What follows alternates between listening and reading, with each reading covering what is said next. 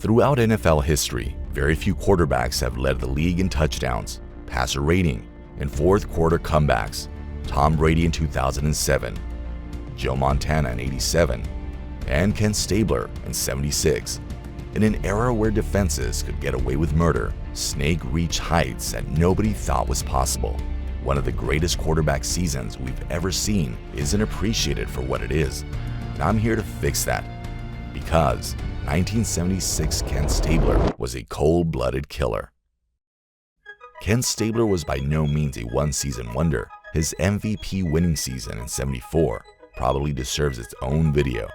Snake led the league in passing touchdowns and was only bested by Ken Anderson in passer rating. He also carried his form over to the postseason, helping the Raiders take down the reigning champions. But this elite season was completely overshadowed because once again, the Raiders fell to the Steelers in the playoffs. This was the second time in 2 years it happened. The first was a heartbreak of the Immaculate Reception. Oakland's misery in the playoffs seemed endless. They were labeled as a team that couldn't win the big one. But there was no reason to panic just yet, because after rumors of him leaving Oakland, Ken Stabler put pen to paper with a new deal. He proved that he was committed to delivering the Raiders their very first Super Bowl. Unfortunately, that isn't what happened in '75. It was an off year for Snake by his standards. As he dealt with aching knees, he failed to maintain that level, throwing 16 touchdowns against 24 interceptions. Then came the playoffs, which brought back some bad memories. For the second straight season, they were knocked out of the playoffs by the Steelers. Raider Nation had to wonder if it was even possible for any team to dethrone Pittsburgh, as they claimed back-to-back Super Bowls. They were one of the greatest teams ever. Snake had a monumental task at hand, but with all the pressure of trying to stop their three-peat, Kenny Stabler showed that he was built for the challenge. The Raiders were hoping to build some early momentum in the season, or so they thought. Like it was scripted, Stabler would have to prove himself against none other than the Pittsburgh Steelers. Week 1 had the makings of a war. Snake and his squad were foaming at the mouth for revenge. But as the game unfolded, they were soon reminded that they were the mighty Steelers. A Terry Bradshaw pass to rookie T. Bell gave the Champs a 2-touchdown advantage in the third quarter. Pittsburgh took a 21-7 lead, showing Oakland what a true Super Bowl winning team looked like. The Silver and Black had to muster up a miracle, and in that moment, their miracle was Ken Stabler. Against almost any other team, the Steelers would have been home free, but oh, those Raiders are something else. Coolly staying in the pocket, Stabler again fired to Casper, and the Raiders trailed 28-21. This, then, was the crucial play, a 4th and 10 do or die, and suddenly Stabler was in the sights of number 75, Mean Joe Green. But the Snake is slippery. 1st and goal on the Steeler 2 with 1:09 to go. And what have we here? But a snake slithering in the short grass to make the score 28-all. Stabler led Oakland to one of the finest comebacks of his career. 3 passing touchdowns and 1 more rushing TD. All against a Steelers team that was virtually injury-free. The only blemish on this masterclass was the 4 interceptions he threw on the day. Snake had to remove any doubts of him carrying Oakland to the Super Bowl. Then in week 2, he did just that. Kenny overloaded the stat sheet against the Chiefs. 224 yards, 3 touchdowns, and a 120 passer rating. And the crazy thing is, he was playing on cranky knees. Coach Madden would sit him out of the Houston game in week 3, giving him the rest he needed. The Raiders continued their undefeated streak. But up next was a Patriots team, coming off the back of an upset against the Steelers. Last Sunday, quarterback Steve Grogan led the Patriots to their 3rd consecutive upset victory. In the New England secondary, where 2 rookies are starters, the steady play of veteran Prentice McRae, number 34, has helped camouflage a potential weakness. The Raiders left New England in humiliating fashion, a 17-48 loss. It was mauling, led by quarterback Steve Grogan, the new talk of the town. Stabler wasn't his usual self, leading to some concerns. Could he survive the whole season? But in week 5, the Raiders made their way to San Diego to face a 3-1 Chargers team. This was poised to be a great series between two great quarterbacks. But on the day, Stabler showed the Fouts what a true MVP looked like. Ken Stabler clicked on 20 of 26 throws for 339 yards, about half of which were accumulated by former world-class sprinter Cliff Branch, number 21. Snake unleashed havoc on the Chargers with 339 yards and 3 touchdowns. He finished with a passer rating of 140, which was out of this world, considering he attempted 26 passes. We were witnessing greatness, and Stabler built an early case for his second career MVP.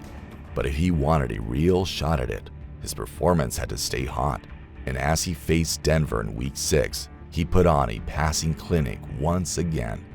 As Ken Stabler hit on 16 of 20 passes, and the Oakland Raiders won their 14th straight game in Denver, 17-10. Snake had his most accurate game of the season. But up next were the Packers, who were on a 3-game win streak.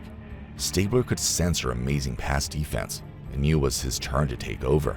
3 times last Sunday, Stabler withstood Green Bay Packer pressure long enough for touchdowns, which earned his Raiders an 18-14 victory. Snake went nuclear with 220 yards and 3 touchdowns. His 88-yard bomb to Cliff Branch was electric, taking his touchdown tally to 14 in just 6 games. Snake proved to be untouchable, or so we thought. In Week 8 against Denver, Stabler threw 2 interceptions, the first time since Week 1.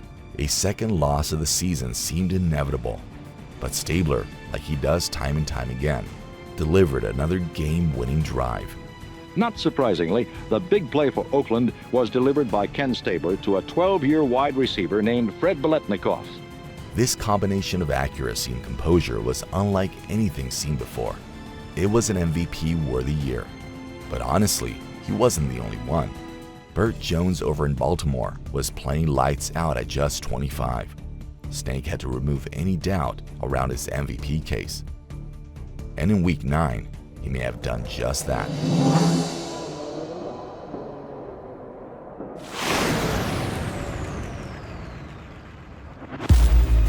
Stabler went for Cliff Branch, and number 24, Virgil Livers, let chance number 3 bounce through his hands. Stabler had his best game of the season, throwing for 234 yards and 3 touchdowns. Most importantly, he led another fourth-quarter comeback to take Oakland to a 7-1 record. At this point, Snake was 3 touchdown passes ahead of Jones and just 63 passing yards behind, despite playing 1 less game. It was proof that he was in a different type of zone, hungry to go to his first Super Bowl. Winning MVP probably didn't even cross his mind. The Raiders were sitting comfortably at the top of their conference, and Stabler needed to make sure he didn't get injured heading into the playoffs.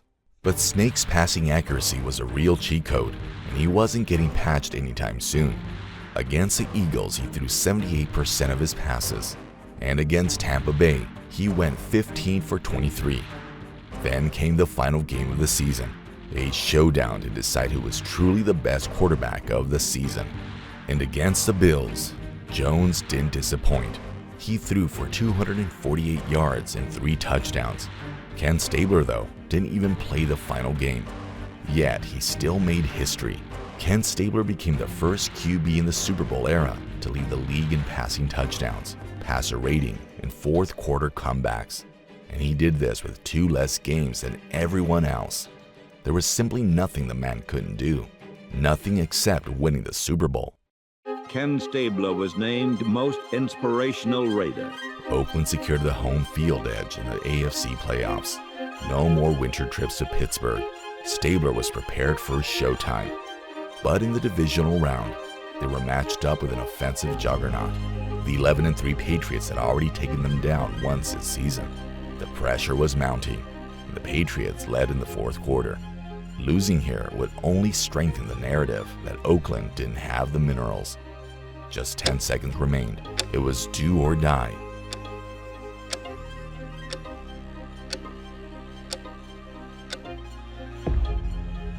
The one they call the best 2-minute man in the game had done it again. the NFL passing champion and leader of the most efficient passing attack in history. With ice in his veins, Stabler scored the winning touchdown. He was a paragon of consistency and composure, but like it was scripted, the Raiders would have to get through none other than the Steelers if they wanted to make it to the Super Bowl. This was a true storybook moment. Oakland had a chance to rewrite history against a team that sent them home time and time again. It was a legacy-defining game for Snake, and you just knew that he was about to unleash the beast. Ken Stabler put the Steelers to bed. He threw 2 touchdown passes and no interceptions. The seemingly unbeatable team was now beaten. But the win didn't come without a price. Stabler was bruised up by Jack Ham on a hit, which sidelined him in the 4th quarter. But to think that would stop him from playing in the Super Bowl would be crazy. On the final day of the 1976 season, the Raiders played in the big one. But remember, this was unfamiliar territory for Oakland. They'd never been in a Super Bowl, and the pressure to win couldn't have been any higher. On the other side was the second-best defense in the league, and Fran Tarkenton, another future Hall of Fame QB. But on the other end of the field was another man who knew exactly what the outcome would be. For the first time, the Super Bowl resided in Oakland. The storybook season is now complete.